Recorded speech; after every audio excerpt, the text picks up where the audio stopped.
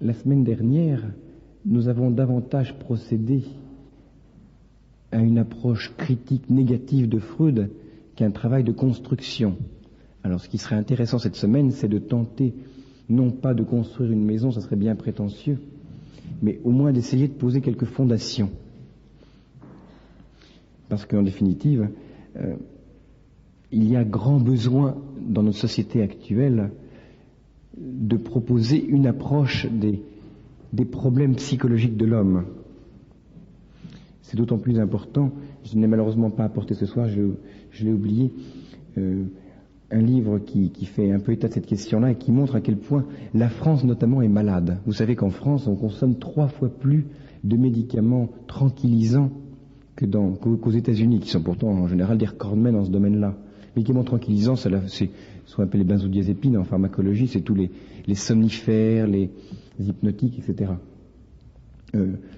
Si j'ai bon souvenir, l'année dernière, 10% des Français ont pris une fois ou l'autre un hypnotique pour dormir.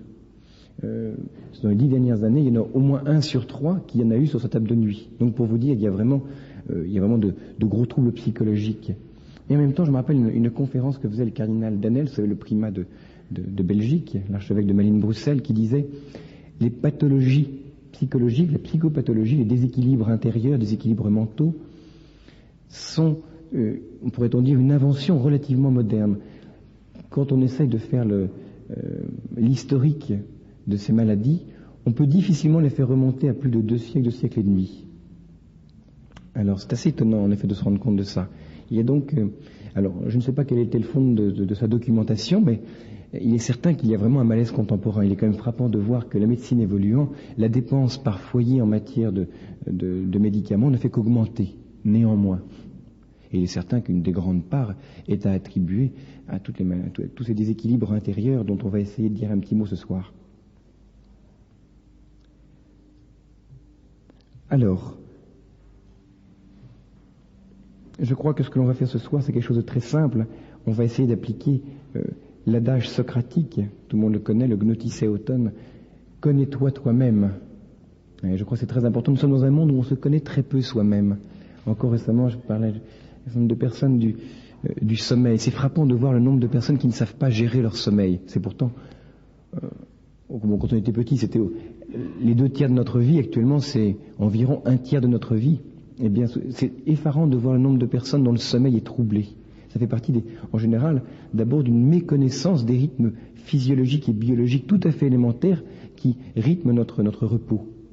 Alors là, on ne va pas s'intéresser à cette question, on va davantage s'intéresser à notre psychisme, mais c'est frappant de voir que malgré l'évolution intellectuelle, technique, à tout niveau à laquelle on assiste aujourd'hui, il y a une ignorance toute simple du soi. L'homme est comme projeté à l'extérieur de lui-même. Il y a une espèce de force centrifuge qui fait que l'homme connaît beaucoup de choses autour de lui-même, mais le plus ignoré, c'est lui-même. Hein. Tout le monde se rappelle le livre célèbre du docteur Alexis Carrel, qui est admirable encore aujourd'hui. Hein. L'homme, c'est inconnu, et c'est toujours valable aujourd'hui. Alors le plan que nous allons suivre est très simple. Il va être très scolaire parce que c'est un domaine qui est peu travaillé, donc il faut être le plus clair possible. Alors d'abord, on verra qu'est-ce que c'est que la blessure. Deuxièmement, on en déterminera les causes, tout ça cursivement bien sûr. Troisièmement, les différentes espèces, ce qui justifiera le titre du topo de ce soir qui était blessure intellectuelle, blessure affective. La blessure intellectuelle n'étant absolument pas étudiée par qui que ce soit, ça je crois pouvoir le dire. Je serai quand même assez rapide parce qu'on manque vraiment de documents, je donnerai quelques indications.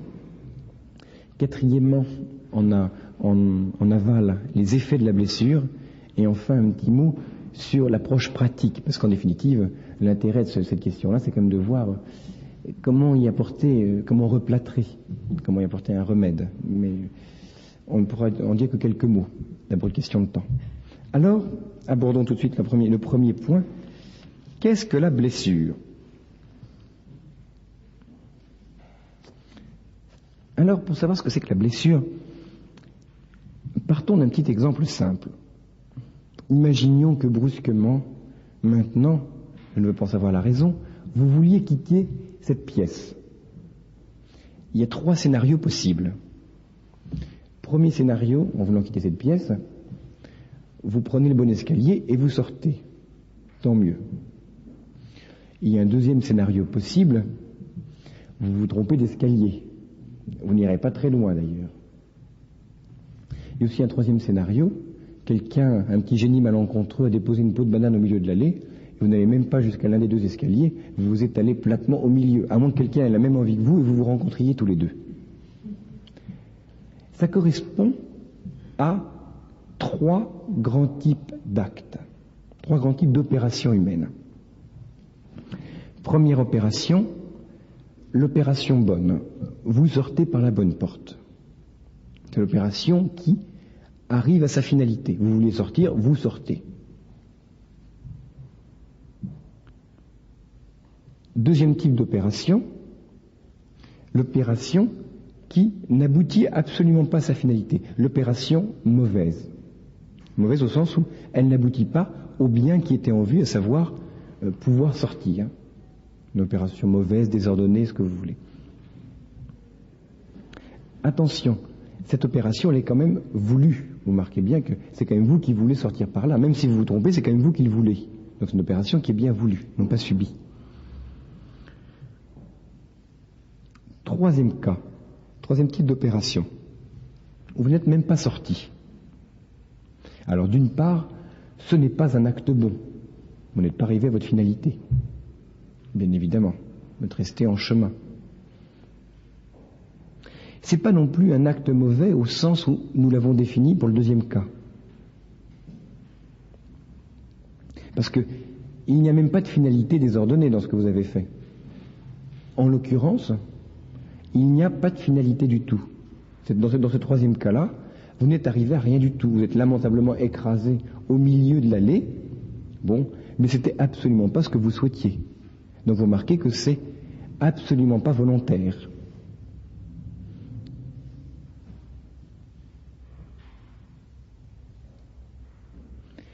Et donc vous remarquez que dans ce troisième cas, vous êtes simplement privé de ce à quoi vous vouliez aboutir, à savoir de sortir.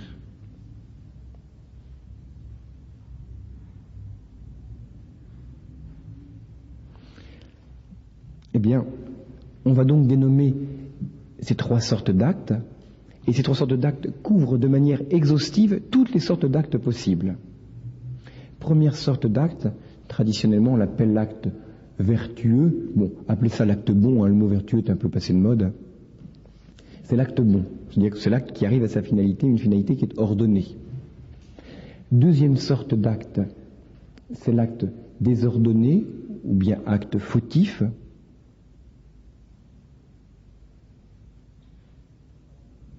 On l'appelle aussi parfois péché. Le mot péché n'a pas qu'un sens religieux, c'est aussi un sens très général. Hein. Les philosophes l'utilisent parfois, il y a des péchés naturels, comme on dit.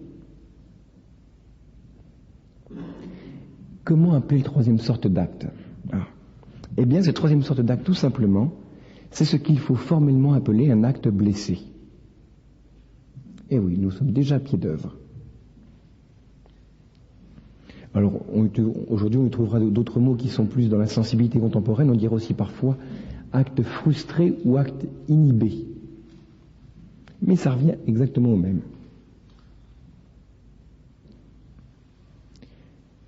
Donc déjà maintenant, on peut définir l'acte blessé comme un acte privé de sa réalisation. C'est aussi simple que ça. C'est aussi fondamental que ça. Un acte blessé est un acte privé de son épanouissement normal, de sa réalisation, de sa fructification. Ça correspond d'ailleurs grosso modo à ce que Freud appelait le complexe. Je dis bien grosso modo. Le décalque n'est pas absolu pour des raisons d'anthropologie. Et donc on appellera blessure cette frustration. Donc cette privation d'épanouissement. Une blessure, c'est donc une privation d'épanouissement d'un acte qui normalement est ordonné à. Alors là aussi, méfiez-vous, c'est comme l'inconscient, on chosifie très vite. Il n'y a pas plus de blessure en soi, je n'ai jamais vu de blessure se promener dans la nature, qu'il n'y a d'inconscient. Il n'existe que des actes blessés. Ce qui est très important d'ailleurs, il n'y a pas de blessure radicale, parce que si on parle de blessure, non seulement on chosifie, mais on désespère en même temps. C'est beaucoup plus profond de parler d'actes blessés. Alors petit A, je partais d'un exemple, maintenant je vais essayer d'exposer ça de manière plus précise.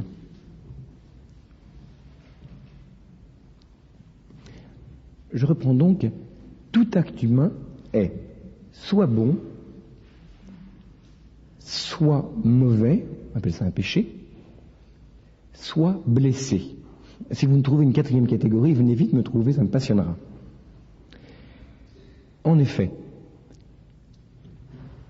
je vais diviser. 2 cas possibles. Où l'acte atteint sa finalité, vous vouliez aller à Lyon, vous arrivez à Lyon, prenez le TGV, c'est plus rapide, ou l'acte n'aboutit pas à sa finalité. Donc première division possible. Soit un acte aboutit à sa finalité, donc épanouissement de l'être, je fais ce qui est bon pour moi, soit l'acte n'atteint pas sa finalité. Et c'est un mal qui va s'opposer au bien. Vous n'arrivez pas à Lyon. Un acte qui n'aboutit pas à sa finalité, c'est un acte qui, de manière plus générale, est un acte mauvais. Mais il y a 2 sortes d'opposition bien-mal. Il y a 2 sortes d'opposition.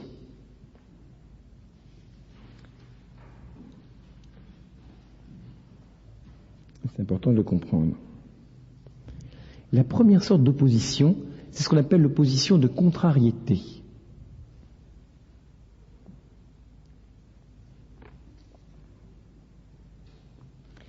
La deuxième sorte d'opposition, c'est l'opposition qu'on appelle de privation. Qu'est-ce qu'il y a comme distinction entre ces 2 sortes d'opposition? C'est un petit peu la distinction qu'il y a entre celui qui est aveugle parce qu'il a le nerf optique qui est coupé, par exemple, et celui qui a une tumeur de l'œil. Dans le cas de la privation, il y a une simple absence. C'est le nerf optique coupé. Dans la privation, il y a une absence. Absence de quelque chose qui est dû. Une pierre n'est pas aveugle, parce qu'une pierre ne doit pas voir. Il y a une simple absence dans la pierre. Mais quand je parle de privation, c'est absence de quelque chose qui est dû pour l'épanouissement.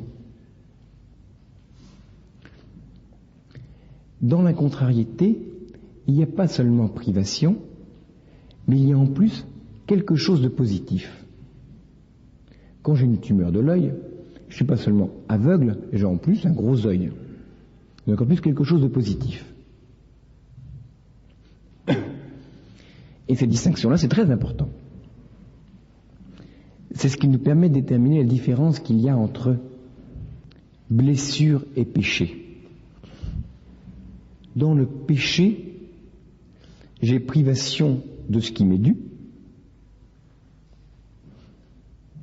mais en plus, il y a quelque chose de positif. Exemple, quand je fais un mensonge, quand je mens, non seulement je frustre l'autre de la vérité, donc il y a une privation de vérité, mais en plus je dis une énormité. En plus je dis quelque chose d'autre. Donc il y a d'une part la privation et d'autre part quelque chose en plus. Dans la blessure, il y a simplement privation. L'acte lui-même qui devait s'épanouir n'arrive pas au but. Alors si je prends le même exemple, au lieu qu'il y ait mensonge, il y aura simplement ignorance. C'est pas que je n'ai pas des idées fausses sur un sujet donné, simplement je ne sais rien.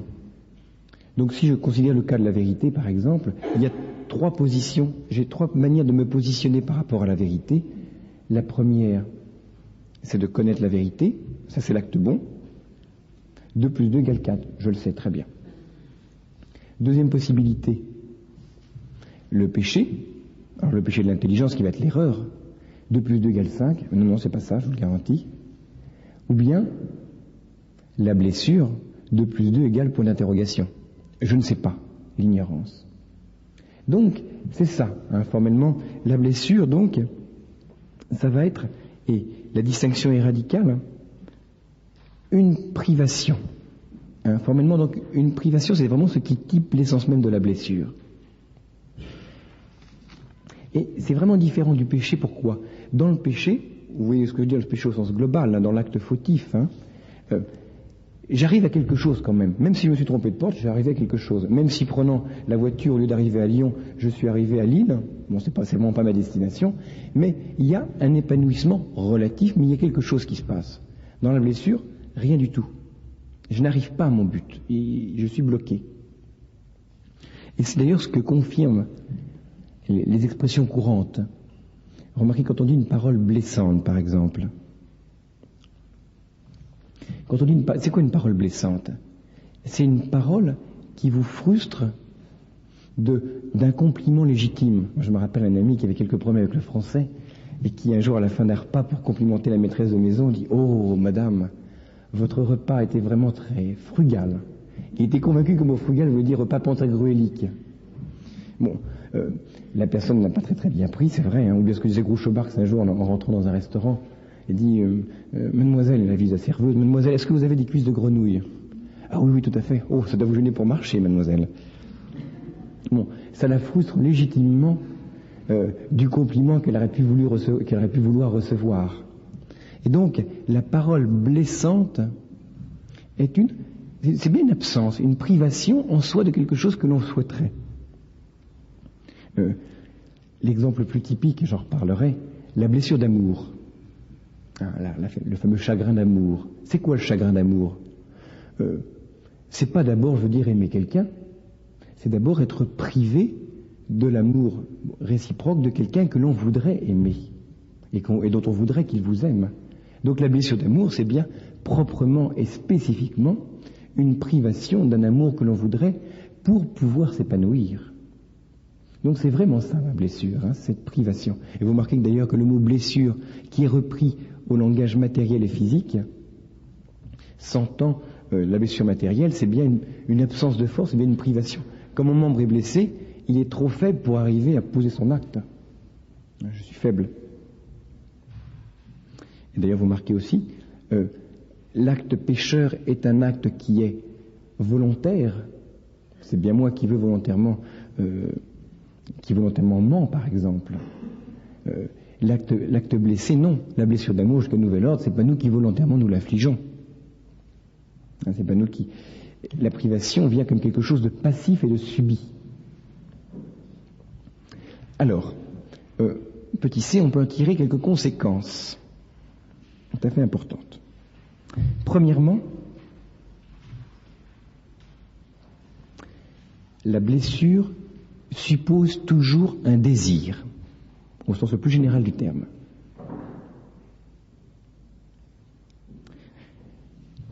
On est frustré que parce que l'on a des désirs. Plus quelqu'un est sensible, plus quelqu'un a une richesse intérieure, plus il est vulnérable. Vulnérable, étymologiquement, ça veut dire susceptible d'être blessé. Vulnéré, ça veut dire blessure. Très important de noter ça. Il y a des gens qui sont peu blessés aussi parce qu'ils sont comme mal dégrossis. C'est évident que c'est frappant de voir que beaucoup de poètes sont extrêmement vulnérables. Ils ont une sensibilité qui est complètement à fleur de peau. Attention, je ne dis pas que si telle ou telle personne est très blessée, elle est extrêmement riche de sensibilité. Mais en tout cas, si on est très riche, on court beaucoup plus de risques. D'ailleurs, vous remarquez que c'est déjà valable au niveau organique. C'est évident qu'une paramessire attrapera difficilement un rhume des foins.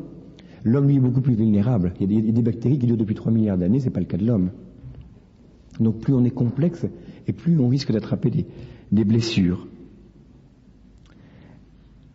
Deuxième conséquence, ce que je viens de vous expliquer nous rend optimistes. La blessure n'atteint jamais le plus profond de l'homme. Qu'est-ce que je veux dire par là? Je ne peux pas tellement vous détailler, mais c'est comme l'inconscient dont on parlait la dernière fois. La blessure est comme l'inconscient une qualification de nos opérations. Elle n'atteint pas nos actes, elle n'atteint pas nos facultés. Une faculté est ou non blessée, mais de soi, il y a toujours quelque chose de curable. C'est toujours curable de soi, une blessure, dans la mesure où c'est pas quelque chose qui devient constitutif et foncier. C'est très important parce que vous savez, j'imagine, que Freud, par exemple, s'est estimé complètement désarmé par les psychoses. Et pour certains, il y a des blessures qui paraissent tellement profondes qu'elles paraissent comme irréversibles. Ontologiquement et anthropologiquement, c'est faux. Il n'y a aucune blessure qui soit comme telle irréversible. L'être de l'homme reste bon, il n'est pas pourri. Il faut se méfier quand on lit parfois certains textes, même de pères de l'Église ou docteurs de l'Église, veut dire qu'il ne faudrait pas interpréter en mal ce qu'ils disent. Quand ils disent la nature est corrompue, etc., il ne faudrait pas l'interpréter comme une espèce de vice radical. Ça serait erroné. Quant au rapport péché-blessure, vous pouvez aussi remarquer, puisque je vous ai dit que le péché s'oppose à la blessure comme la contrariété à la privation, comme par ailleurs toute contrariété implique une privation, on peut tirer la conséquence, tout péché implique une blessure. On parle parfois de la blessure du péché, c'est un petit peu imprécis. Pourquoi tout péché implique une blessure? Parce que comme je vous ai dit, le péché, ça nous fait aller dans le mauvais endroit. Ça nous dirige vers un autre endroit. C'est évident que celui qui va vers Lille ou d'aller vers Lyon, bon, il arrive quelque part, mais il est quand même frustré de son désir d'arriver à Lyon. Et en l'occurrence, il y a donc bien quelque chose de positif, mais il y a une blessure. Et c'est évident, on en reparlera quand on parlera de la blessure de la volonté par l'affectivité. Le péché par excellence, le péché dont parlent les chrétiens, qui est le refus de Dieu, la désobéissance par rapport à Dieu, blesse le plus radicalement l'homme parce qu'il le prive de ce pourquoi il est fait, à savoir Dieu. Comme dit Nicolas Cabasilas, l'homme est un écrin pour Dieu, il le prive de ce pourquoi il est fait, à savoir Dieu. Donc tout péché implique une blessure. Ce qui est le plus vulnérant, ce qui est le plus blessant dans l'homme, c'est la vie de péché. Ça, il n'y a pas de doute. D'ailleurs, même du simple point de vue psychologique, il est indéniable que nombre de psychopathologies s'enracinent dans des déviations. Alors attention, je ne dis pas qu'il y a toujours pleine conscience, ni plein consentement, mais il y a en tout cas, parce que je ne vais pas vous faire la théologie du péché, mais il y a en tout cas actes portant sur des domaines qui sont en eux-mêmes désordonnés. Alors qu'il y ait plus ou moins consentement et conscience, c'est à juger au cas par cas, mais en tout cas qu'il y ait matière grave, c'est assez fréquent. Dernier petit point, et nous allons passer aux causes. Le mot blessure est un mot qui a une certaine vogue aujourd'hui. C'est un mot très vaste. Alors on l'emploie vraiment pour dire tout et n'importe quoi. On le trouvera notamment chez les personnes comme Denis Vasse, comme Jacques Derrida, etc. Pour désigner toute différence, toute ouverture. On parlera de blessure dès qu'il y a une différence entre deux points. Toute altérité, toute béance. Alors, le mot donc prend un sens un petit peu large, c'est pas dans ce sens-là que j'utiliserai, c'est un petit peu trop vague. Puis on peut poser une petite question quand on parle de la souffrance de Dieu, comme on en parle beaucoup aujourd'hui. Est-ce qu'on ne pourrait pas parler aussi de manière peut-être plus précise, quoi qu'il serait beaucoup à vérifier, de blessure de Dieu? J'en dirai un petit mot à la fin. Bien, passons maintenant aux causes de la blessure.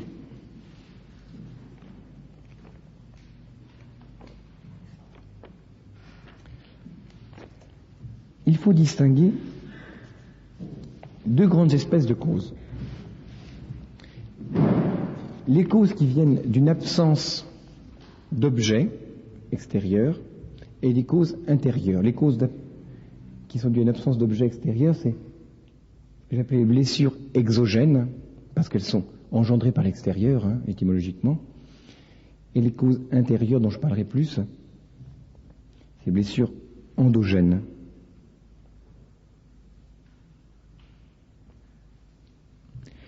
J'en reparlerai des causes des blessures exogènes, mais d'emblée, notons que les blessures exogènes, l'exemple le plus typique, c'est la mort de quelqu'un. La mort de quelqu'un, et notamment la mort des parents que théoriquement on doit, qui se produit le plus fréquemment dans nos vies, et qui est vraiment une blessure dans la mesure où ça implique l'absence de personnes que nous aimons et de qui nous recevons de l'amour.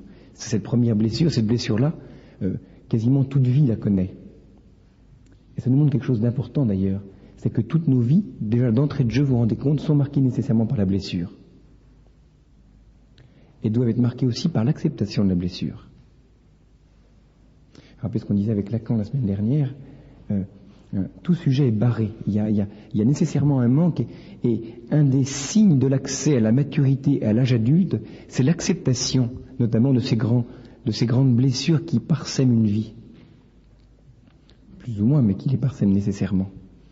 Et bien souvent, on remarque des immaturités affectives, ces quantités de personnes, notamment dues au refus de ces deuils.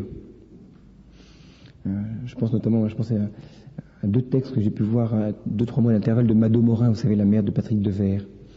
Quelques semaines après la mort de Patrick Devers, c'était frappant de voir comme il y avait un déni, un refus de la mort de son fils. Vous savez, qui s'est suicidé, hein. Et oh non, Patrick est toujours avec moi, etc. Il y avait un refus de remarquer le manque. Non, c'est pas vrai. Même si c'est vrai, la communion des saints pour les chrétiens nous dit bien que celui qui est mort a un certain type de présence, c'est pas le même type de présence que lorsqu'il était là. Et beaucoup de personnes vivent dans un monde qui est encore totalement, comme dirait Lacan, un monde complètement fusionnel, mais qui est un refus du manque. Et il y a quelque chose de non structurant. Je me rappelle l'histoire de quelqu'un quelqu'un de sa famille pour lui était une espèce de héros, il était mort, mais il vivait toujours avec lui. Et on l'avait enterré dans un bois à côté. C'était après la guerre, il a fallu qu'on le mette dans le cimetière. Et lui avait assisté au fait qu'on avait déterré le corps. Et à ce moment-là, il avait vu le cadavre. Lorsqu'il avait vu le cadavre, notamment les chaussettes que portait le cadavre, c'est les chaussettes qu'il avait tricotées. Il a dit, à ce moment-là, je me suis rendu compte qu'il était vraiment mort.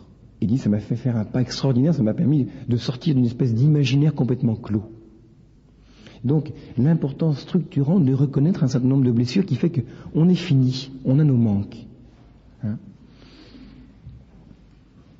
Et c'est important, c'est tout le rôle de la famille que d'apprendre à assumer tous ces stress et ces manques. Alors, ça c'est les gros manques, hein. Les failles dans nos vies, ça peut être le chômage aussi, ça peut être beaucoup de choses comme ça. Il y a aussi tous les petits manques de rien du tout, comme me rappelle un professeur de psychologie qui disait, moi par exemple, si on coupe dans une phrase, dans une conversation, je suis tranquille, la nuit d'après je ferai un rêve dans lequel je serai en train de continuer la phrase qu'on m'a empêché de dire. Bon, ce sont des petites blessures aussi, mais ces petites blessures à minima, hein, c'est quand même pas gravissime. Mais ce sont des petites blessures, hein. Dès qu'il y a une frustration de quelque chose que l'on veut faire, il y a des petites blessures. Deuxièmement, maintenant on va s'y attarder plus, la plupart de nos blessures ne sont pas d'abord dues à des frustrations d'un objet aimé, par exemple, mais sont dues à une cause intérieure. Les blessures sont dues, le plus souvent, à des conflits intérieurs. Des conflits endopsychiques, comme on dit de manière un peu technique.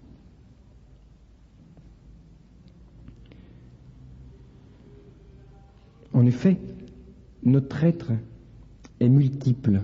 Mène de Biran avait une belle devise que je vous traduis, est en latin, qui était « L'homme est un animal multiple ». L'homme est un être multiple. Moi, je vous le traduis, grosso modo. Et c'est vrai que l'homme n'est pas un être, c'est un centaure, comme disait je ne sais plus qui. C'est vrai qu'on est comme divisé en nous-mêmes. Et on a notamment, je veux dire, d'une part notre intelligence et notre volonté, d'autre part notre affectivité. Et c'est vrai que ces différentes facultés qui sont en nous, je ne peux pas vous détailler tout, ne sont pas forcément homogènes. Il est évident que quand on nous présente un bon petit verre d'huile de ricin devant nous, notre volonté sait que ça peut être éventuellement curatif, bien que ça ne fasse plus partie des ordonnances actuelles des médecins. Donc notre volonté dira c'est bien, notre sensibilité, je ne pense pas qu'elle nous dira c'est bien. Donc, rien que devant un verre d'huile de foie de ricin, il pourrait y avoir un conflit tout simple qui fait qu'une faculté dira c'est bien, une autre faculté, la sensibilité, dira c'est pas bien. Et cette opposition entre les deux fera que si votre volonté gagne en disant tu boiras ce verre, rappelez-vous donc Camillo, tu boiras ce verre, c'est votre sensibilité qui sera blessée. Si inversement votre sensibilité met KO la volonté, c'est votre volonté qui sera blessée. Et bien souvent ça procède comme ça en nous. Il y a une volonté qui est en guerre intestine contre une autre, une faculté qui est en guerre intestine contre une autre faculté, blessera une autre faculté. Et donc le plus souvent, les blessures sont intérieures. Les facultés sont auto-blessantes. Et donc, les conflits en nous font qu'une faculté est frustrée. Donc, il y a des facultés blessantes, des facultés blessées. Et pour faire court, les grandes oppositions sont les oppositions entre la sensibilité d'une part, d'autre part, les facultés intellectuelles, intelligence et volonté. J'en parlerai dans le 3e point. Mais il faut préciser. Petit A, pour essayer d'expliquer un peu ces blessures endogènes qui viennent de l'intérieur, il faut d'abord les expliquer du point de vue l'opposition d'objets. Et je vais surtout parler d'un point, je ne vais d'ailleurs parler que d'un point parce que c'est extrêmement vaste. La plupart des conflits intérieurs qui sont en nous sont d'origine parentale. S'origine à notre enfance. Alors je sais que ma thèse n'a absolument rien d'original. Freud l'a assez bien montré, mais je vais essayer de l'exposer un petit peu pour qu'on essaye de voir qu'est-ce que ça contient, ce que je vous dis. Pour ça, pour essayer d'être méthodique, je vais procéder en 3 temps, en 3 pas. Premier pas, pour vous démontrer que toute blessure est d'origine parentale, c'est une hypothèse, mais je la crois assez bien fondée. La plupart des blessures intérieures, la plupart des blessures donc, sont uniques. Il est rare que les personnes soient sujets de plusieurs blessures. Oui, je sais que beaucoup de personnes disent « Oh, c'est fou ce que je suis blessé, c'est fou ce que j'ai comme blessure, j'ai rencontré quelqu'un qui a plein de blessures. » Je ne crois pas. Alors, première raison qui me permet d'affirmer ça, d'abord c'est l'expérience psychanalytique, qui montre que les gens qui ont des gros problèmes névrotiques, psychonévrotiques, leur analyse montre le plus souvent qu'il y a un conflit fondamental en fait, qui se terre très loin, je vais en parler tout à l'heure, mais en général il y a un seul problème, un seul gros conflit. Deuxième raison, une blessure demande du temps pour se constituer.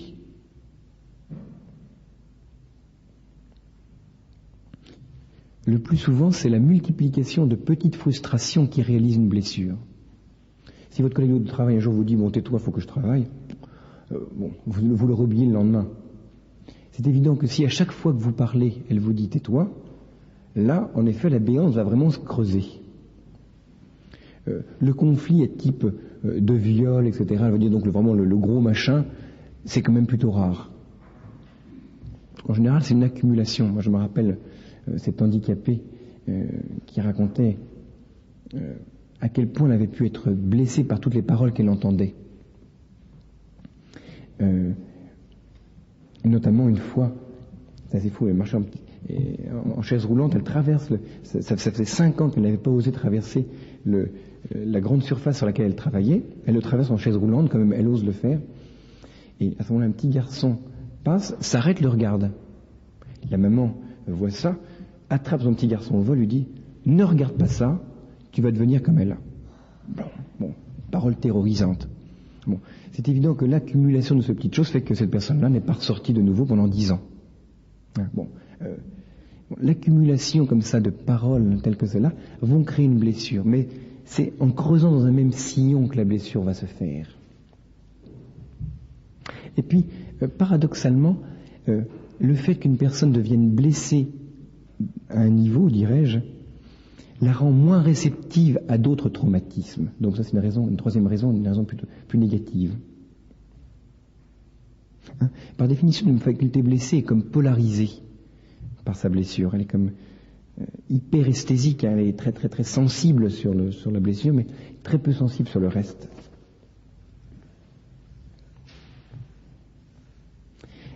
Alors on va me dire, oui, mais quand vous dites qu'il n'y a qu'une seule blessure, c'est pas vrai, vous dire. C'est pas rare, vous dire que quelqu'un, vous savez, la loi de l'embêtement maximum, pour le dire poliment, veut dire montre que les personnes, veut dire, il y a une accumulation de tuiles sur la tête. Oui, mais c'est frappant de voir que quelqu'un qui en effet va connaître, veut dire, des deuils massifs, veut dire une enfance brimée, etc. Mais en général, les traumatismes successifs qui arrivent viennent se greffer sur un psychisme déjà vulnérable. Et en fait, sont comme réinterprétés déjà et sont comme repris par les premières blessures. Bon, je ne détaille pas plus. C'est un domaine vaste. Allez, deuxième temps. Deuxièmement, la blessure sera plus volontiers causée durant la petite enfance qu'à l'âge adulte. Au premier temps, on a vu il y a plutôt une blessure que plusieurs. Deuxièmement, la blessure sera plus volontiers causée durant la petite enfance qu'à l'âge adulte. Vous savez que le livre il y a un livre de Nelly Astelli qui est plus ou moins bon, mais qui montre que il y a des traumatismes qui remontent à la vie intra-utérine.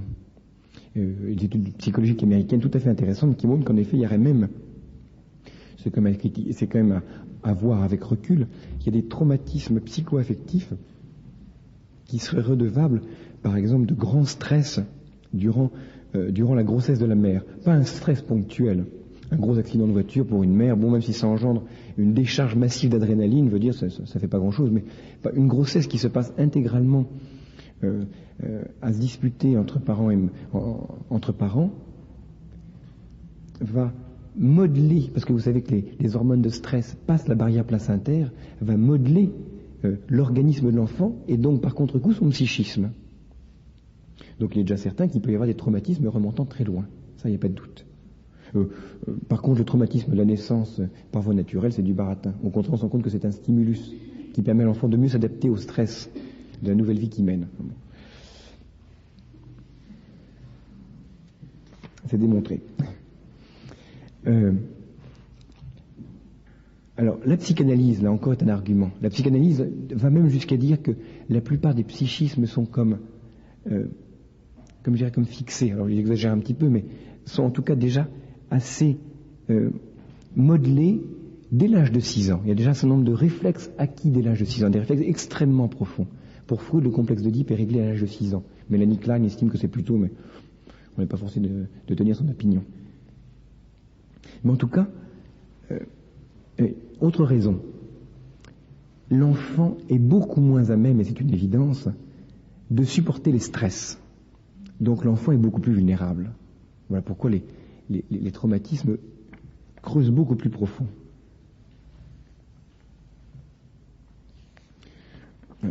Exemple, c'est un exemple que me donnait un médecin psychologue. C'est très intéressant. Il disait, un enfant, il prend les choses globalement. Exemple, prenez votre petit-neveu, il amène avec un grand sourire, il a 3 ans, avec un grand sourire, il vous montre un dessin qu'il a fait. Oh, qu'est-ce que t'en penses?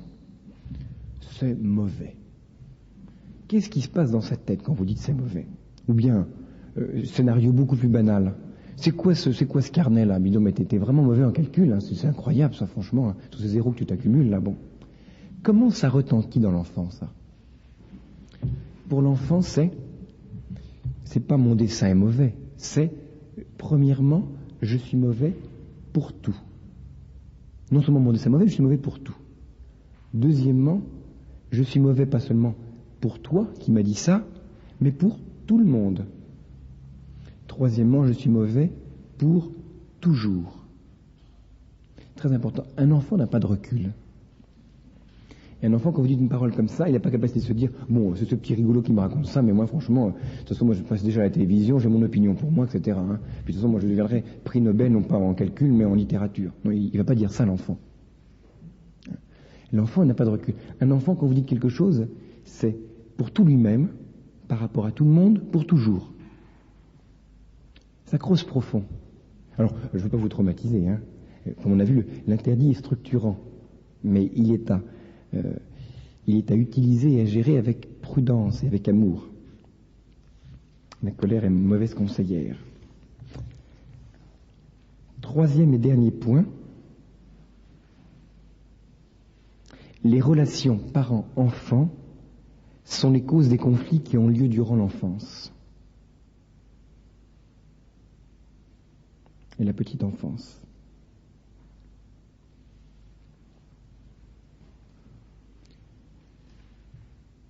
Là encore, la psychanalyse nous le démontre à foison, la fameuse triangulation oedipienne.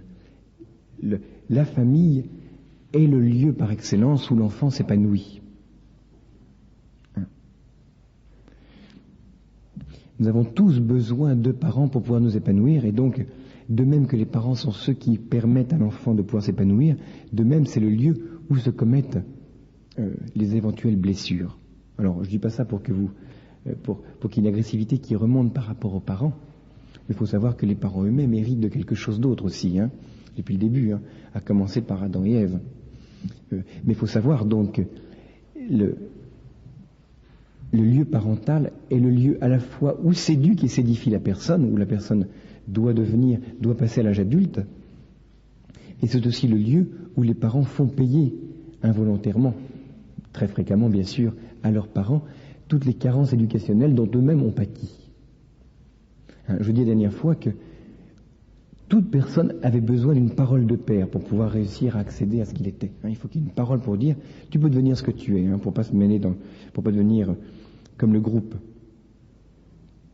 Mais bien souvent cette parole-là, elle manque. Il y a absence de. Aujourd'hui, c'est frappant de voir la carence de père. Je rappelle cette histoire d'un handicapé qui avait 7 ans. Qui avait 18 ans, et qui vivait complètement dans son monde, niant tout, niant qu'elle était handicapée parce qu'elle était naine, mais elle s'habillait avec des habits de l'âge de 8 ans, elle niait complètement son handicap. Elle disait, mais non, je suis grande comme tout le monde, on ne me reconnaît pas, on ne parle pas avec moi, etc. Il y avait vraiment un déni extrêmement révélateur, jusqu'au jour où, dans un groupe, quelqu'un l'a pris en charge et lui a dit, dis donc, si tu passais ton permis de conduire, toutes les personnes du groupe l'ont dit, mais ça va pas, veut dire, comment est-ce qu'elle pourrait passer un permis de conduire, c'est pas possible. Et la personne qui a dit ça a tenu jusqu'au bout, et cette personne-là a passé son permis de conduire. Elle a réussi, bien que mesurant 8 ans, apparemment, mesurant la taille d'un enfant de 8 ans, elle a passé son permis de conduire.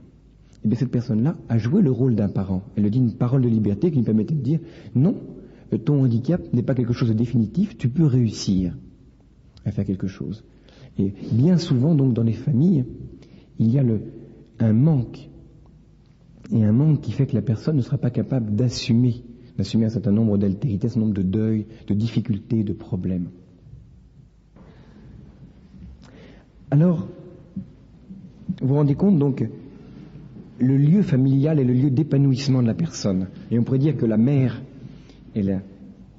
comme le pôle affectif, le pôle qui permet à l'enfant de découvrir l'amour, l'unité, etc. Le pôle paternel est ce qui permet à l'enfant de gérer son rapport au stress, notamment. Beaucoup de personnes angoissées, stressées, etc., ont souffert d'une absence d'instance paternelle. C'est important pour un enfant d'apprendre à pouvoir supporter, excusez-moi la trivialité du thème, une bonne engueulade. C'est important de savoir prendre un petit peu de recul par rapport à ça. Beaucoup de gens ne savent pas. Et c'est vraiment le rôle d'un père qui, de temps en temps, pousse, comme on dit aussi, une bonne gueulande, d'apprendre à pouvoir supporter ça. Et si on n'a pas de père, on ne sait pas. Dès qu'on a peur, dès que le ton de la voix monte au-dessus de 60 décibels, on est obligé de se terrer dans son coin, c'est mauvais signe. Bref, donc, la famille est vraiment le lieu dans lequel, à la fois, l'homme est formé au bien, mais aussi où l'homme va être blessé. Donc on peut donc conclure maintenant, la grande majorité des blessures trouvent leur enracinement dans des problèmes de conflits parentaux, donc de conflits de l'enfant avec les parents, un problème de carence éducationnelle.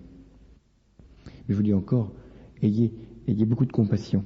Napoléon disait, une bonne éducation, ça commence 20 ans avant la naissance des enfants. Ça commence avec l'éducation justement des futurs parents. Et c'est frappant de voir aujourd'hui en psychothérapie à quel point il y a un manque par rapport à ça. Il y a un manque même pour apprendre aux parents à être parents. C'est un des métiers les plus difficiles au monde et sur lesquels on est le moins informé. Bon, je suis mal placé pour en parler. Mais il reste qu'il y aurait beaucoup à faire dans ce domaine-là. Deuxièmement, après les causes objectives, donc principalement les problèmes parentaux, les problèmes donc de la petite enfance, enfouis très profonds, en général inconscients, tellement ils sont profonds. Hein. Cause radicale. En effet, je viens de vous dire,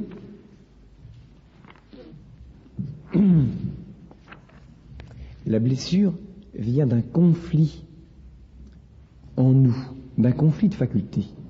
Il y a en nous une espèce d'anarchie, absence de principe étymologiquement, anarché. Nous ne sommes pas unifiés intérieurement. Chacun de nous peut constater que, comme dit saint Paul, la chair complote contre l'esprit. Chacun de nous peut constater que ma sensibilité veut une chose. Bon, en ce moment, je voudrais bien me reposer, mais ma volonté me dit, ton devoir d'état, il faut que tu restes à ta table pour travailler. D'où vient cette division intérieure? D'où vient cette absence d'unité intérieure? Une question tout à fait intéressante.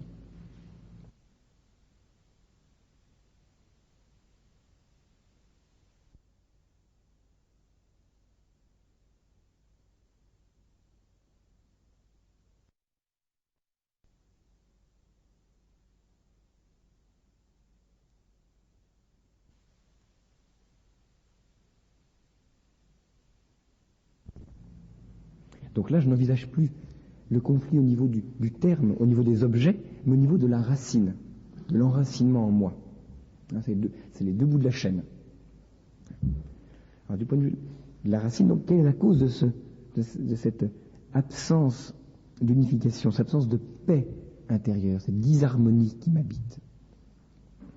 Je dois constater comme philosophe que je n'ai rien à dire. Je n'ai qu'à entériner le fait. Tout homme est désuni. Et puis c'est petit à petit dans sa vie qu'il doit apprendre à mettre l'unité. Comme chrétien, la foi me donne une réponse. Quelle réponse? Eh bien, c'est ce que la foi appelle le péché originel.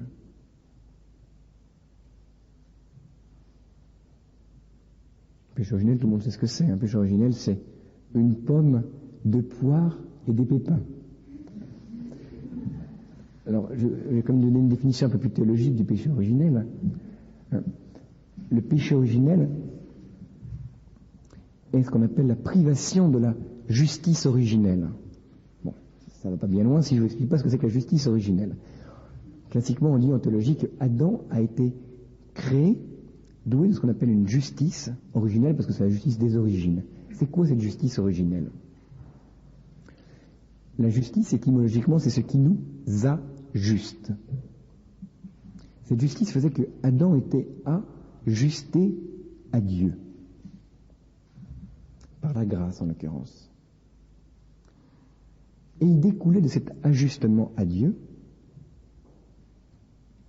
un ajustement intérieur et un ajustement extérieur. Adam était profondément unifié intérieurement. Adam, quand il passait devant des vitrines remplies d'éclairs au chocolat, il salivait sur commande. Ce qui malheureusement n'est pas notre cas. Bien souvent, même on se retrouve dans la boutique avant même de se rendre compte qu'on n'a rien dans le porte-monnaie. Donc, sa sensibilité, je n'ai pas l'expérience, ne vous inquiétez pas, je ne parle pas pour vous, sa sensibilité était donc totalement soumise à sa volonté. Donc il jouissait d'une unité intérieure totale. Quand il voyait un lion devant lui, il disait « oui, j'ai peur ». Et à ce moment-là, il commençait à avoir peur. Et donc en même temps, il y avait une unité extérieure, notamment une unité avec les autres hommes, avec Ève, et une unité avec la nature. Or, survient l'abominable serpent antique qui lui propose la pomme. Bon, Adam se coupe de Dieu. Ça, le péché originel. Le péché des origines, c'est Adam se coupe de Dieu. Il refuse Dieu. Et bien, conséquence, se coupe en Dieu, puisque la justice originelle, m'unissant à Dieu, m'unissait en moi-même et avec les autres, étant coupé de Dieu, il se trouve désuni en lui-même. Et naturellement, comme vous le savez, désuni avec Ève. Non, c'est pas moi, c'est ma femme, hein. C'est elle la coupable. Hein. C'est pas très brillant de la part de l'homme. Hein. Et puis, avec les autres, Caïn qui tue Abel, etc. Ça nous montre que la raison la plus profonde de notre unité intérieure, c'est notre unité à Dieu. Voilà ce que nous montre la doctrine du péché originel. La raison la plus profonde de mon unification intérieure et mon unité à Dieu. Et donc, la raison la plus profonde pour laquelle actuellement je vis cet état de désunité, c'est qu'un beau jour, mon ancêtre s'est coupé de Dieu et que j'en hérite. Passons maintenant à la troisième partie, l'étude des espèces de blessures qui peuvent exister. Le sujet est trop vaste pour pouvoir être détaillé. Je n'en dirai donc que quelques mots. Il y a 3 sortes de facultés vulnérables. D'une part la volonté, d'autre part l'affectivité sensible, et enfin l'intelligence. Je dirai un petit mot de chacune d'elles successivement. La blessure de la volonté est l'incapacité pour la volonté d'atteindre ce qui est sa fin. C'est l'absence de sens. C'est le psychiatre viennois Viktor Frankl qui nous a le plus parlé de cette blessure, notamment en insistant sur la perte de sens qui peut induire des névroses. On appelle ces névroses des névroses noogènes. On pourrait, par analogie au complexe d'Oedipe dont nous parle Freud, parler de complexe d'Adam qui lui-même a perdu le sens de Dieu. Deuxième sorte de blessure, la blessure de l'affectivité sensible. C'est surtout Freud qui nous a parlé de cette blessure en nous parlant de toutes les frustrations subies par la sexualité. Toujours par analogie avec des personnages bibliques, on pourrait parler de complexe de Suzanne ou complexe de la Samaritaine. Enfin, les blessures de l'intelligence, qui se caractérisent comme une ignorance et dont très peu de personnes nous ont parlé, et que l'on pourrait appeler, par allusion à la Bible, complexe notamment de Nicodème, qui, vous le rappelez, va voir Jésus en pleine nuit pour demander, pour quêter la lumière. Quatrièmement, les effets des blessures intérieures. Deux petites notions prérequises sur les mécanismes psychologiques. On a des mécanismes à l'intérieur de nous-mêmes. Attention, on a des mécanismes, on n'est pas des mécaniques, hein. Attention. Mais souvent les psychologues, c'est un peu ça, on est un peu des mécaniques. Non, on a des processus, des mécanismes. Premier, vous vous rappelez, la blessure, c'est quelque chose, c'est une privation, et les blessures profondes sont durables. Il y a un certain nombre de blessures qui sont durables et profondes. Il y a des privations qui en nous demeurent longtemps.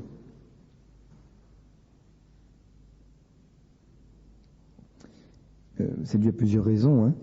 Bon, c'est évident de vous dire qu'une blessure d'amour, ça dure longtemps, ça ne se guérit pas en 3 jours.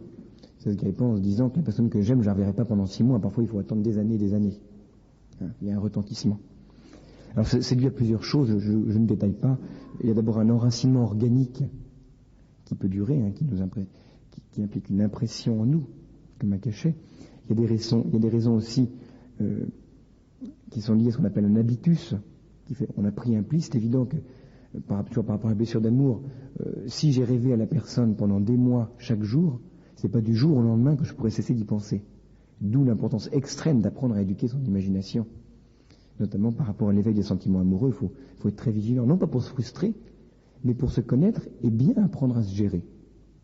Hein, bien souvent, nous sommes nos pires ennemis. Il y a une troisième raison aussi, c'est l'intensité du choc émotif. Si vous assistez à un accident de voiture très sanguinolent, c'est pas du jour au lendemain que vous pourrez effacer ça de vos yeux. Deuxième mécanisme psychologique qu'il faut connaître, la blessure affective s'accompagne et accompagne toujours une image. Oui, je vais principalement vous parler de la blessure affective, c'est la plus connue et c'est aussi celle dont on a le plus d'expérience. La blessure affective s'accompagne et accompagne toujours une image. Si j'étais freudien, je dirais un affect s'accompagne toujours d'une imago. C'est comme ça qu'il parle. Il descend en allemand. C'est encore une question d'expérience. Hein. Si vous n'avez jamais entendu parler des îles Fidji, vous ne voudrez pas y passer des vacances. Ce que vous ne connaissez pas, vous ne l'aimez pas. Donc, hein, il faut qu'il y ait une image, donc quelque chose de connu, pour que vous puissiez le désirer. Si vous ne connaissez pas la tête du patron de votre voisin, vous n'aurez pas les mêmes colères que votre voisin. Parce que vous ne le connaissez pas. Donc, l'affect suit la connaissance. C'est important. Je me rappelle ce que me disait un jour quelqu'un. Il me disait, tiens, c'est bizarre, l'autre jour, je me promène dans la rue, j'ai un coup de cafard. Donc, affectivité, la tristesse. Un coup de cafard, c'est la tristesse. Il dit, ça m'est tombé dessus comme ça. Je dis, impossible. On va essayer de voir ensemble. Un coup de cafard n'arrive jamais comme ça, puisque tout affect est commandé par une image. Il doit y avoir une image, il doit y avoir un objet, une raison. On a commencé à creuser, et justement, on est tombé sur une blessure d'amour. Et qu'est-ce qui s'est passé? On a regardé. Où étais-tu quand tu as eu ton coup de cafard? Oh ben, je me trouvais dans la rue, je passais à côté de cette maison. Ah oui? Ça te dit rien, cette maison? Mais si, c'est l'endroit où travaille quelqu'un que j'aime bien, mais que j'ai jamais pu, vis-à-vis de qui je me sens frustré. Et donc, il y avait bien un objet inconscient et inconscientisé qui commandait cette tristesse. Et bien souvent, donc, tous ces coups de cafard, tous ces problèmes affectifs sont liés à des images qu'on ne perçoit pas forcément parce qu'elles sont enfouies en nous. Petite remarque intéressante, les images qui éveillent des affects ne sont pas forcément l'image immédiate portant l'affect. Bon, c'est évident, par exemple, que si j'aime bien quelqu'un, le fait de le voir, ça me réjouit. Mais si la personne que j'aime bien aime bien le jaune pourra me rappeler, parce que c'est sa couleur favorite, la personne que j'aime bien, et le fait de voir du jaune me fera penser à cette personne. Alors, quelles sont les associations d'images qui peuvent éveiller l'affect? La psychologie nous enseigne qu'il y a deux grandes sortes d'associations d'images. Association par contiguïté, association par ressemblance.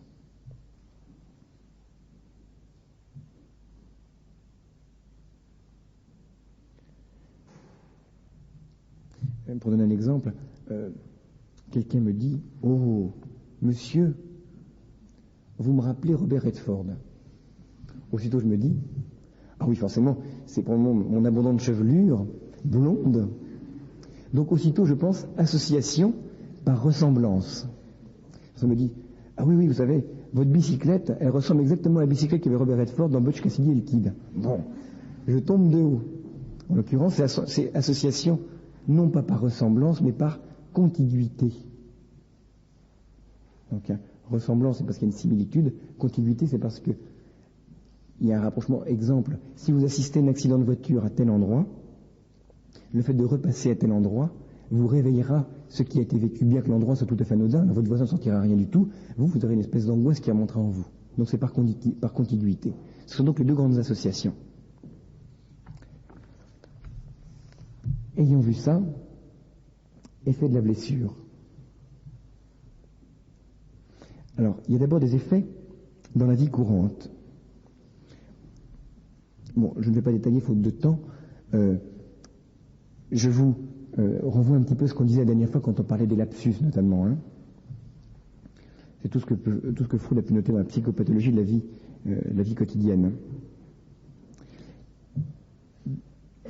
Bon, il y aurait d'autres choses, notamment ce qu'on appelle la surdétermination. Deuxièmement, les effets pathologiques.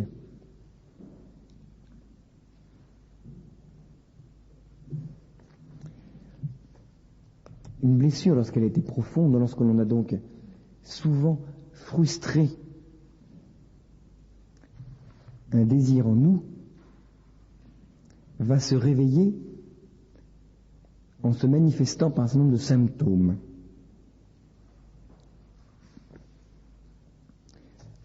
Notamment, la plupart des blessures profondes et bien organisées se caractérisent par une triade de symptômes, par 3 symptômes.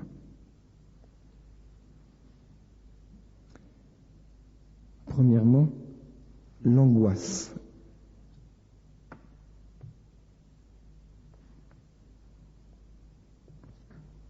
Tout le monde sait ce que c'est, donc je ne détaille pas. L'angoisse, ça vient de angor. Vous savez, quand on a une angine, on se sent... On parle d'angine lorsqu'on a la gorge étroite, ça a du mal à passer. Ben c'est ça l'angoisse, comme me disait quelqu'un un jour.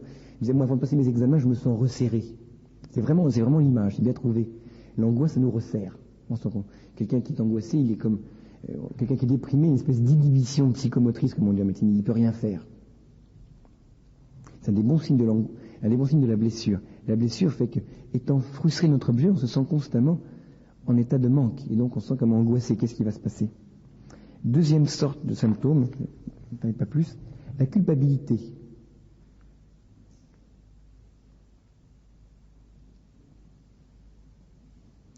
Mais une culpabilité, non pas normale, juste une culpabilité morbide, qui fait qu'on s'estime responsable d'un mal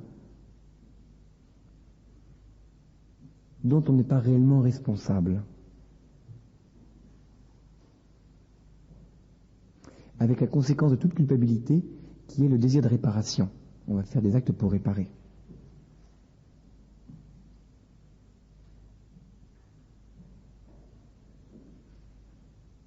Troisième sorte de signe qui accompagne une blessure profonde et bien structurée, bien organisée, l'agressivité.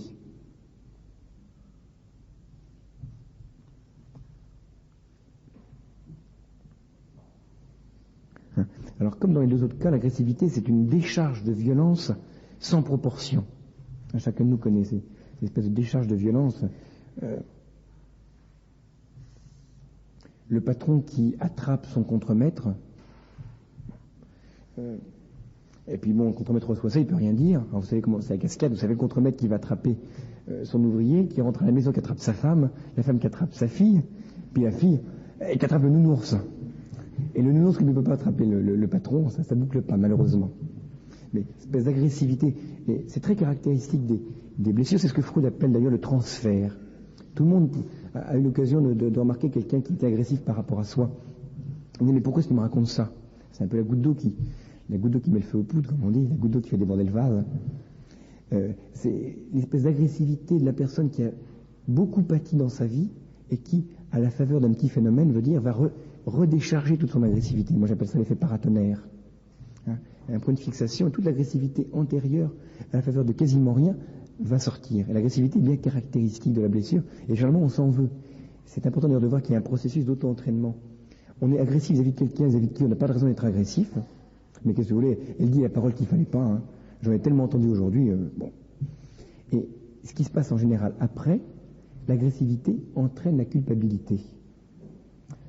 Ça n'a pas dû dire ça. Alors c'est effrayant parce que c'est vraiment le processus continuel. Puis la culpabilité elle-même entraîne l'agressivité par rapport à soi.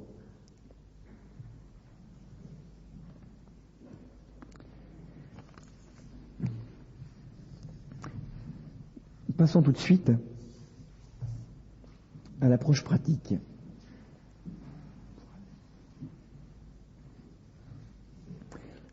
Quelques petites remarques préliminaires. Premièrement, il n'y a pas de santé psychique absolue. Oui, c'est important. Il y a une santé organique, ça oui. Mais depuis que le péché originel est venu, l'homme ne peut plus véritablement, totalement atteindre son équilibre intérieur. C'est important parce que ces psychanalystes qui s'éternisent, je connais des gens qui sont en psychanalyse depuis 16 ans, qui, je dirais, qui engraissent leur psychanalyse depuis 16 ans, parce que c'est vraiment ça. Je veux dire, c'est illusoire. L'équilibre humain est toujours à conquérir. Le péché originel fait qu'il nous a frustré la seule santé psychique qui existait, à savoir la justice originelle dont je vous parlais tout à l'heure. Maintenant, l'homme ne peut que tendre à. Donc, ne cherchez pas l'équilibre parfait, n'arrivera jamais. En équilibre pas mal du tout, oui, on peut y arriver, mais parfait, non. Donc, premier point, la blessure sera toujours présente. Deuxième point, face à quelqu'un de blessé, l'attitude d'analyse du psychanalyste, l'attitude donc du psychanalyste n'est pas forcément la seule attitude valable. Mais souvent, face à quelqu'un blessé, on dit qu'il a besoin de voir un bon psychanalyste. Méfions-nous. Un regard trop analyste réduit et juge vite la personne. Il faut se méfier de ne pas réduire la personne à ses blessures. Bien souvent, on peut prendre l'intérêt d'un psychologue pour de la compassion. Ne confondons pas. L'intérêt, parce qu'en général, l'intérêt n'est là que lorsqu'il y a du nouveau, mais après ça, au bout d'un moment, c'est la routine.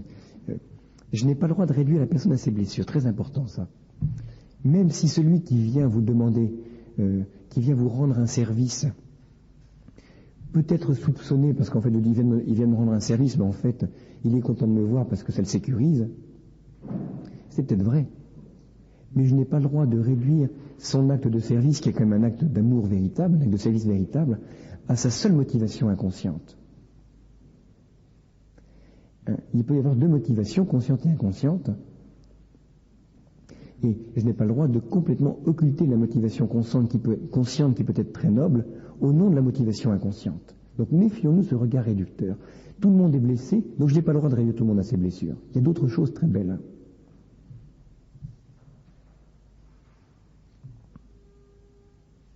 Troisièmement, je vais avoir un vocabulaire un peu médical, mais n'imaginez pas que pour autant toute blessure est médicale pour autant, est digne d'un psychothérapeute.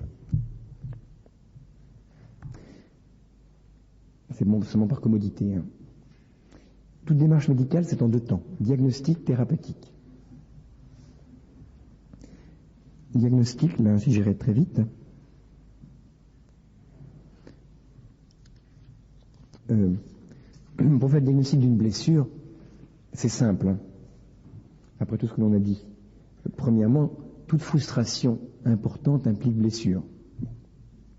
Donc, toute absence d'objet implique une blessure. Notamment, il y a des choses très objectives. Moi, je me rappelle cette personne qui me racontait que lorsqu'elle était petite, pendant des années, systématiquement, ses parents l'enfermaient dans un placard. C'est pas seulement frustrant pour le bronzage, mais c'est beaucoup plus frustrant pour le psychisme, bien évidemment. Bon, là, il n'y a pas à chercher, c'était bien évident que cette personne-là était traumatisée. Par ailleurs, aussi dans le diagnostic, la trisymptomatologie donc, de angoisse, culpabilité, agressivité est bien révélatrice.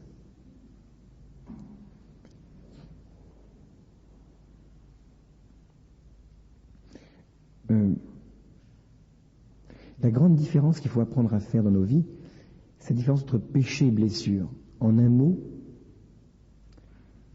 le péché est quelque chose de volontaire, donc d'actif, la blessure est quelque chose de subi.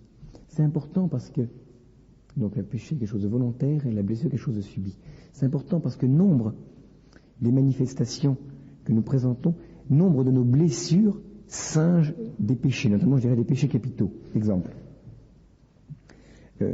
Bien des personnes qui cherchent à se mettre en avant, par exemple qui parlent d'elles-mêmes, etc., bon, peuvent être soupçonnées par exemple d'égoïsme ou d'orgueil ou d'amour-propre, elles ne parlent que d'elles-mêmes, et en fait ne cherchent qu'à se valoriser parce qu'elles ont subi longtemps des dévalorisations. Donc bien des péchés prennent bien des blessures prennent la figure de péché. Pareil pour la jalousie. Ce qu'on comprend de la jalousie, en fait, c'est qu'on a peur que le bien qu'on dit de l'autre soit une manière de nous mettre de côté, comme pendant des années j'étais mis de côté. Ce qui nous permettra de faire la différence, donc c'est le caractère voulu ou non voulu. Dans une blessure, je suis mené, j'y peux rien. C'est-à-dire que c'est spontanément que je vais me mettre en avant, mais j'ai pas cherché. Donc quand j'ai réfléchi après, je me dis, mais non, j'aurais pas dû dire ça. Alors que le péché, c'est quelque chose d'organisé, systématisé, de voulu. Petite remarque toujours par rapport au diagnostic, sur l'indication d'une éventuelle psychothérapie. Alors, je ne vais pas rentrer dans le détail. Mais c'est une question qu'on peut se poser après tout ce que je dis. Je dirais simplement que toute personne gagne à se connaître elle-même. Toute personne gagne à se connaître elle-même. Ce qui n'est pas du tout équivalent à une psychothérapie. Bien souvent, comme je vous disais tout à l'heure pour le cas de Frankl, une simple écoute arrange beaucoup de choses.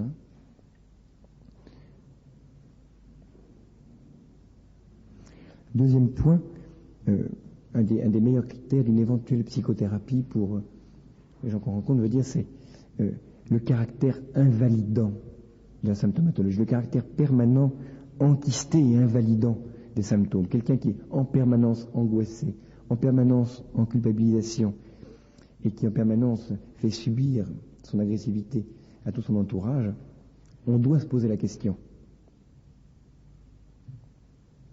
En grande liberté. Notamment, c'est un caractère donc profondément invalidant, handicapant, etc. Mais naturellement, il n'y a surtout pas de recette. Donc c'est au coup par coup, et avec des personnes de grande expérience que ça doit se voir. de préférence du milieu médical. Je ne plais pas pour ma boutique. D'ailleurs, j'ai aucune compétence. Après le temps diagnostique, le temps thérapeutique. Deuxième temps, le temps thérapeutique, les remèdes. Enfin. Premièrement, il y a deux grandes sortes de remèdes au niveau naturel, et ensuite les remèdes proprement chrétiens, surnaturels. D'abord, les remèdes au niveau naturel. On les répartit en deux grands groupes. Les thérapeutiques, les psychothérapeutiques de type analytique. L'exemple type, c'est la cure freudienne.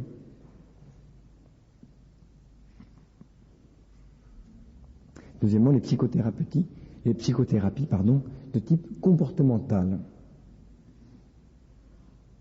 Exemple type, la méthode Vitose. Alors, d'abord, psychothérapie de type analytique. Quel est le principe? Je ne vais pas détailler. Le principe, c'est quoi? Le principe, pour Freud, c'est de déterminer quel est le conflit inconscient, parce que les conflits sont le plus souvent inconscients, et après avoir déterminé la cause du conflit inconscient, je donnerai un exemple tout à l'heure, le faire remonter à la conscience, non pas du thérapeute, de l'analyste, lui il devine très très rapidement, mais à la conscience de celui qui est malade, de celui qui est atteint. Et ça demande beaucoup de temps, parce qu'en général, il y a beaucoup de défenses qui font qu'on refuse. Donc, le principe, c'est l'affleurement à la conscience du conflit sous-jacent. Maritain donne un exemple qui est bienvenu, il dit parce que le fait de faire venir à la conscience quelque chose d'inconscient déstructure le geste. Exemple tout simple, un pianiste en train de jouer du piano. S'il devait penser à toutes les espèces de gymnastique invraisemblable qu'il fait pour faire des gammes et des arpèges, s'il commençait à penser à ce qu'il faisait, il se casserait la figure. C'est parce que les gestes sont inconscients qu'il y arrive. Et dès qu'il conscientise son geste, il commence à avoir des doutes. Et ça ne va plus. C'est donc l'inconscience même du geste qui permet son automatisme et son déroulement. Et donc, l'affleurement à la conscience, la venue à la lumière, détruit l'automatisme inconscient. C'est très finement vu. Donc, l'affleurement à la conscience détruit l'automatisme inconscient, le mécanisme inconscient. Je pense à un exemple familial. Non pas qu'il n'y a pas eu de psychanalyse, mais un exemple. À mon grand-père, qui à l'âge de 2 ans, je crois, a vu devant ses yeux sa gouvernante brûler vive. C'était les vieux fours qu'il y avait autrefois. Le feu a pris au bas de la robe. Et les cheveux de la gouvernante se sont pris avec quelque chose en haut, et la personne n'a pas pu se défaire, elle a brûlé vive devant ses yeux. Bon, pour un enfant de 2 ans, vous imaginez le traumatisme. Mon père n'est pas rentré dans la cuisine pendant je ne sais pas combien d'années. Bon, alors la suite, il n'y a pas eu de problème quel qu'il soit, mais on pourrait très bien imaginer qu'une personne qui a vu ça ne puisse pas voir un feu en face, mais en même temps ne sache pas pourquoi elle ne peut pas supporter de voir un feu en face. Et lorsque, par une psychanalyse, on remonte, c'est bien évident que c'est plus conscient ce qui s'est passé à 2 ans, on n'a pas beaucoup de souvenirs, moi j'en ai pas beaucoup en tout cas, Le fait de faire revenir à la conscience quelque chose comme ça qui s'est forcément inscrit dans la conscience, fait prendre conscience de cette peur du feu. Et après ça, on dit, bah oui, c'est ridicule, j'ai pas besoin que j'ai peur du feu. Ayant compris, non seulement je comprends intellectuellement, mais vitalement, le conflit se déstructure de lui-même. Compris? Il y a 3 limites à ce type de thérapeutique. Premièrement, le défoulement n'est pas toujours moral. Donc, l'affleurement à la conscience n'est pas toujours quelque chose de éthiquement souhaitable.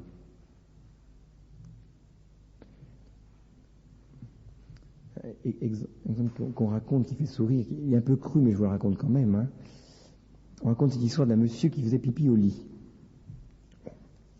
C'est quand même un peu embêtant. Il va voir un psychanalyste, très bien, il en sort tout heureux. Il dit, monsieur, mais dites donc. Le monsieur dit, ah, mais c'est fantastique. Il dit, ah oui, vous faites plus pipi au lit? Il dit, oh non, toujours. Mais maintenant, je sais pourquoi et je m'en moque. C'est un petit peu ça parfois la cure analytique, je veux dire. Vous savez pourquoi, mais c'est pas pour autant que c'est résolu, je veux dire.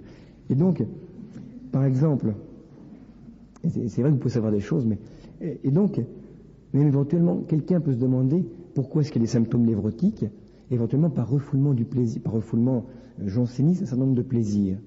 Et le fait de faire affleurer ça à la conscience pourra faire qu'il voudra rechercher de manière indue du plaisir un peu à droite à gauche, et par exemple justifier une attitude adultère, ce qui est parfois arrivé dans un certain nombre de cures psychanalytiques.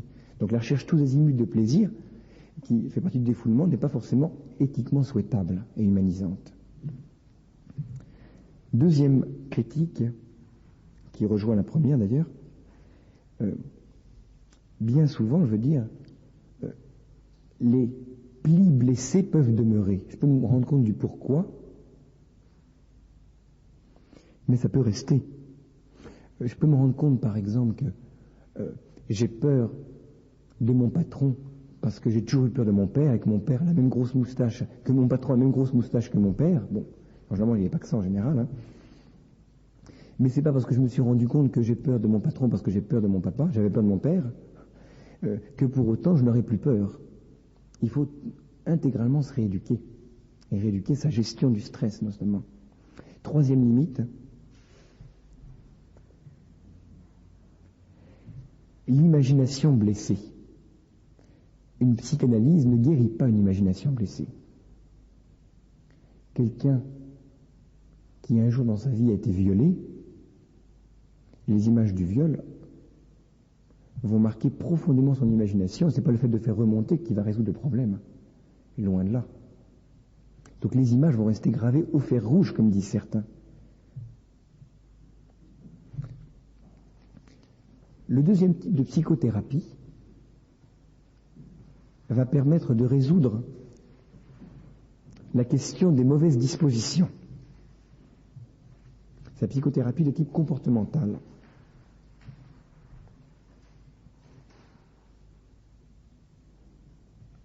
L'exemple type, c'est la méthode Vitose, qui est une bonne méthode. En plus, le docteur Vitose, c'est un docteur chrétien, peu connu, peu édité, mais si vous tombez sur des livres, c'est pas mal fait du tout. Le docteur Vitose, lui, va V-I-T-O-Z, Roger Vitose.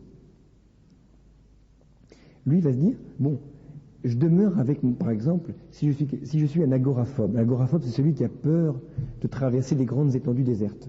C'est l'opposition du claustrophobe qui ne peut pas rentrer dans un ascenseur. C'est bien sympathique, même si je découvre que je suis agoraphobe ou claustrophobe pour des raisons de frustration enfantine, reste que j'arrive toujours pas à rentrer dans un ascenseur. Le docteur Vitose, lui, va dire, eh bien, moi, je vais rééduquer la volonté et la sensibilité en posant non pas des actes majeurs comme traverser une pièce, traverser une grande place, la place de la Concorde, mais je vais travailler sur des petits actes. Et vous montrer que vous ne pouvez pas franchir 2 mètres aujourd'hui parce que c'est trop haut, mais vous pouvez au moins sauter 20 centimètres. Et donc il va travailler sur des petits actes et réapprendre la personne à se contrôler, comme il dit. Et petit à petit, rééduquant la personne quant aux petits actes, lui apprendre à avoir maîtrise sur elle-même et arriver à poser des grands actes qui l'inhibent dans sa vie, notamment, donc par exemple, incapacité de parler à certaines personnes, incapacité de pouvoir prendre un ascenseur, etc. C'est une méthode en fait qui est très valable, mais qui est complémentaire d'une psychanalyse, parce qu'elle ne vous donne pas de lumière sur ce qui se passe en vous. Et donc, il ne faudrait pas s'imaginer qu'elle vaut toute seule. Mais reste que dans ces deux cas, on ne guérit pas toujours et forcément des imaginations très traumatisées. Venons-en enfin aux remèdes d'ordre surnaturel.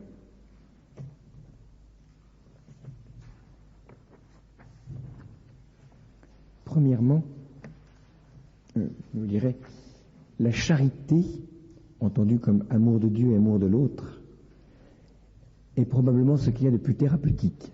Oh, c'est pas du tout par spiritualisme que je dis ça, c'est pour une raison très précise, théologiquement et philosophiquement, c'est que le premier grand fruit de la charité, c'est de nous unifier intérieurement.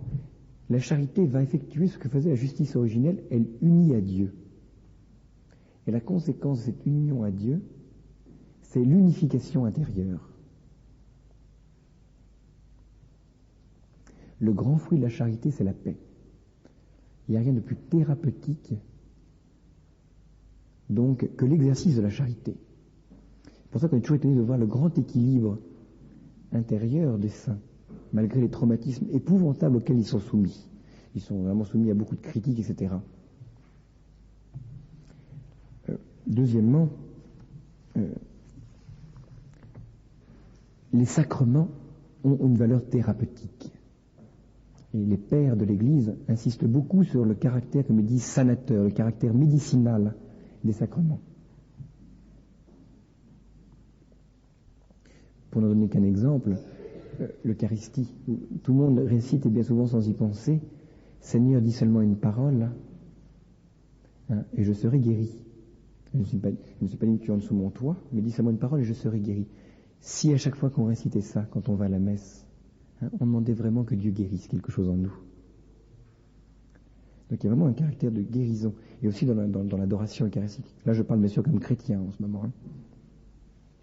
Tout le monde connaît la référence de Malachie 3, verset 20.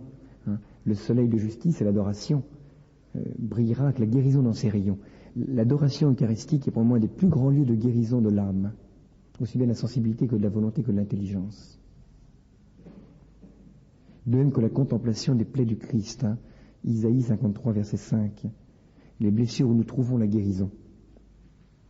Et naturellement, le sacrement de la réconciliation, de la pénitence. L'Église dit bien traditionnellement que non seulement elle retire le péché de nos cœurs, mais elle en retire aussi les blessures.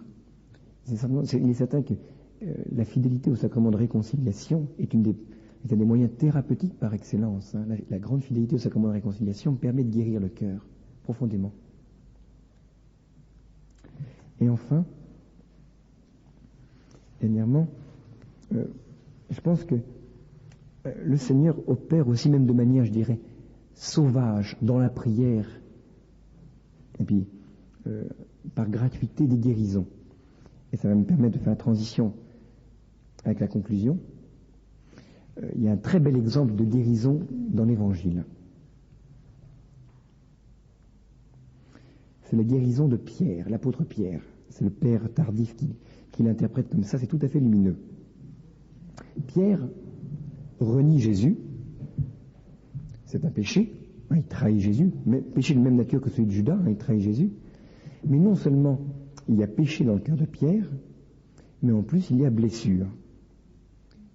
Parce que Pierre, quand il pleure amèrement, il se dit, mais Jésus qui m'a confié la garde de tout le troupeau ne va plus avoir confiance en moi. Et s'il ne va plus avoir confiance en moi, je veux dire, il ne va plus me confier le troupeau, plus rien du tout, je veux dire. Et donc, Pierre se trouve profondément blessé par rapport à l'amour de Jésus. Il dit, mais l'amour de Jésus ne va plus pouvoir venir en moi. Et donc, il y a une frustration profonde dans le cœur de Pierre qui estime qu'il n'est plus aimé par le Christ. Pourtant, il se sait pardonner. Sinon, il se serait pendu comme Judas. Donc, on voit bien qu'il y a deux choses. Le péché qu'il s'est pardonné et la blessure. Comment va opérer Jésus? Jésus l'a pardonné. Il va aussi guérir sa blessure. Vous vous rappelez ce qui se passe? Jean chapitre 21. Pierre arrive sur la plage. Vous savez, il est péché, etc. Pierre arrive sur la plage. Qu'est-ce qu'il voit sur la plage? Il voit un feu. Jésus avait fait un feu. Qu'est-ce qu'évoque le feu pour Pierre? Aussitôt, il évoque l'endroit où Pierre avait renié Jésus. C'était auprès d'un feu. Imagination par association. Association par similitude. Donc, la blessure va être réveillée dans le cœur de Pierre. Qu'est-ce que va faire Jésus? Jésus va repartir exactement de la structure de la blessure, à savoir le triple reniement, et va en faire une triple profession d'amour. Et non seulement va en faire une triple profession d'amour, mais il va lui donner une fécondité que Pierre n'attendait pas, à savoir « paie mes brebis, paie mes agneaux ». Et donc on se rend compte que non seulement Jésus permet à Pierre d'être guéri au niveau de ce qu'il pouvait ressentir, mais et y compris dans son imagination, puisque désormais Pierre va pouvoir vivre paisiblement non seulement la présence du Christ, mais la présence même de tout ce qui le blessait autrefois, à savoir le feu, etc. Donc le Christ, quand il vient guérir jusqu'au plus profond. Et c'est le seul véritable thérapeute qui peut aller jusqu'au plus profond de l'âme pour guérir. Concluons, enfin. Donc on vient de voir, ce que je veux que vous reteniez d'abord, c'est péché s'oppose à blessure, c'est bien différent. Hein. Le péché, je dirais, c'est la mort par implosion, par amour de soi. La blessure, c'est une mort par explosion. On parle dans tous les sens. On conspire contre soi-même. Mais là, j'ai parlé un peu de la blessure de manière négative. Il faut voir qu'il y a quand même quelque chose de positif dans la blessure. Notamment la blessure d'amour. Il y a une fécondité dans la blessure. Je vous rappelle que le cœur du Christ a été blessé par la lance et que de la blessure du cœur du Christ a coulé l'eau et le sang. Et je crois que la blessure est appelée à avoir une fécondité. La blessure d'amour, notamment dont nous parle le Cantique des Cantiques, chapitre 2, verset 5. Et je voudrais surtout dire qu'il y a une blessure pour nous chrétiens, pour ceux qui sont chrétiens en tout cas, qu'il ne faut pas refuser, c'est la blessure d'amour dont nous parle notamment Saint Jean de la Croix. Et le chrétien est appelé à être blessé d'amour par Dieu dans son cheminement spirituel, dans la mesure où le désir le plus cher du chrétien, c'est de voir Dieu face à face. Or, il ne peut pas voir Dieu face à face ici-bas. Et ce désir de voir Dieu face à face qui n'est jamais réalisé engendre continuellement une blessure dans le cœur de celui qui aime Dieu. C'est ce que disait Sainte Thérèse d'Avila, quand elle est partie voir les morts, quand elle avait 7-8 ans. Je veux voir Dieu, pour voir Dieu, il faut mourir. C'est pour ça que je veux mourir. Et donc, il faut se rendre compte que cette blessure en nous, qui est une blessure d'amour, qui est douloureuse, est en même temps la condition pour vraiment grandir dans l'amour, et en même temps pour que cet amour prenne toute sa dimension, et que c'est en même temps une condition pour que le désir grandisse de plus en plus. Et cette blessure d'amour a été vécue par excellence par la Vierge Marie. C'est cette blessure d'amour qu'elle a vécue lorsque Jésus avait 12 ans, que Jésus a disparu pendant 3 jours. Elle s'est rendue compte à ce moment-là de qui était Jésus, elle s'est rendue compte à quel point cette absence de Jésus la frustrait du plus grand désir qui était en elle, qui était celui de vivre avec Jésus qui était fils de Dieu. Et donc, elle a vécu une douleur extraordinairement profonde, et c'est frappant que Jésus, quand elle a accueilli Jésus, elle a dit au Christ lui-même, elle a dit, nous te cherchons tout angoissé, l'angoisse étant justement le symptôme par excellence de la blessure profonde. Et pour terminer, je voudrais vous lire un petit passage de Saint Jean de la Croix. Je vous retrouve. Page 593, qui est bien révélateur. Le feu de l'amour s'enflamme dans l'esprit. Et c'est là que l'âme se sent blessée d'amour de Dieu d'une manière vive et aiguë. Elle sent que son esprit est profondément passionné d'amour, car cet embrasement spirituel produit la passion de l'amour. Dès lors que cet amour est infus, il est plus passif qu'actif, comme toute blessure justement. Et un autre passage.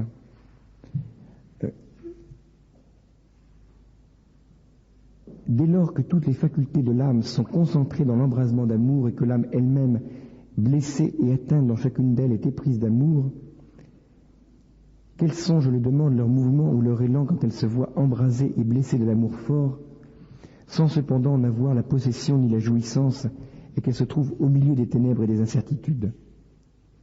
Le propre de la blessure est d'augmenter l'amour en nous.